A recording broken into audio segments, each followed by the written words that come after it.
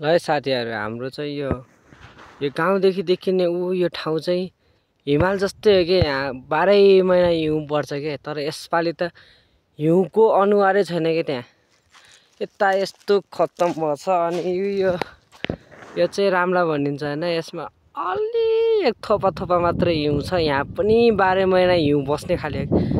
हरेक वर्ष मान्छेहरु वैशाखको 1 गते चाहिँ यतातिर घुम्न जान्छ। त्यतिखेर हिउँै हिउँ हुन्छ। यसपालि हिउँ नै छैन के। यता अरुको त के कुरा गर्नु, हिमाल, हाम्रो हिमाल यही त हो नि, सिस्ने हिमालको त्यो अब आलु या उसनै हिउँ नै छैन। यहाँ हिउँ नै देखिन्न। यो पछाडि सानो पछाडिको हिमालमा उसमा टुप्पोमा देखिन्छ हिउँ नै छैन। यो सब हिमाल हो के। यस्तो भएको छ कि अरु विकास गर्नु भन्दा बरु ग्लोबल वार्मिङहरुलाई रोक्नमा ध्यान दिएन टाकाहरु।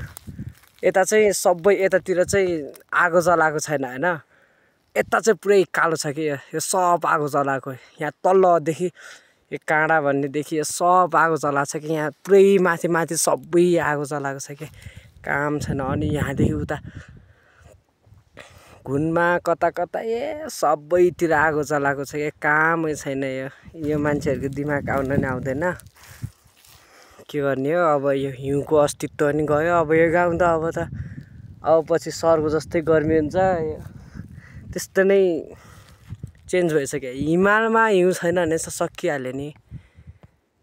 अरु कतै हिउँ नभए पनि यो सिस्ने हिमाल हो कि पुठा हिमाल हो, यो हिमालमा त हिउँ भएको भए त ल भयो रे।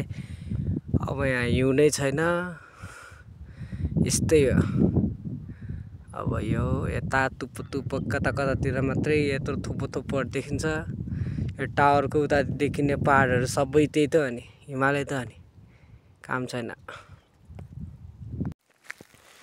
यहाँ चाहिँ कस्तो भयो भन्दाखेरि अरु नभा काममा मात्र ध्यान दिन्छ कि आगो जलाउने राम्रो घाँस आउँछ भनेर होला।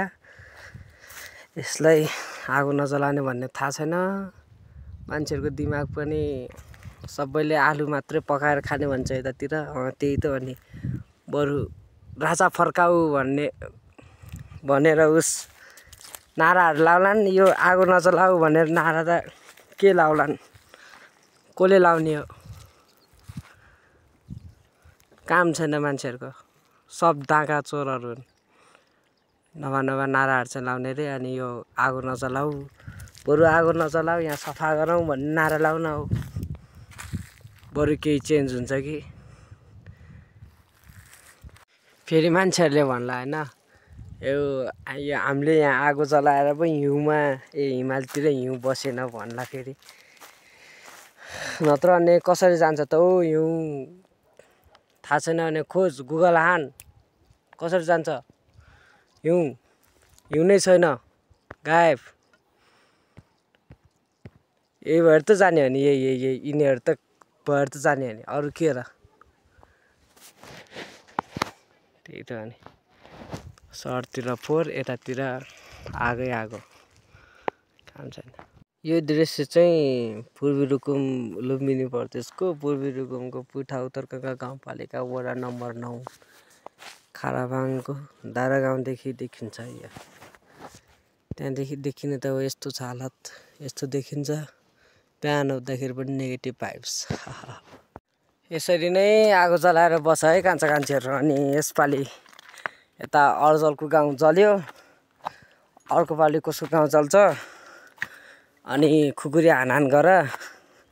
अनि सबै मर। अनि आफै दामी हुन्छ यो उसहरु, नेचर। यो रामलामा चाहिँ यसपालि यस्तो जान भनेको थियो कि आई वाज एक्सपेक्टिङ द्याट यार। त्यहाँ यसपालि त झन् आइसक्यो। अनि हिउँ हेर्न पाइन्छ। धेरै वर्ष भयो नहेरेको। हिउँ हेर्ने हो अनि त्यहाँ साथीभाइसँग घुम्न जाने हो भनेर एक्सपेक्ट गरेर के काम। हिउँ नै छैन। एक्सपेक्टको इन्स्टाग्रामको जस्तो एक्सपेक्टेसन भर्सेस रियालिटी भयो।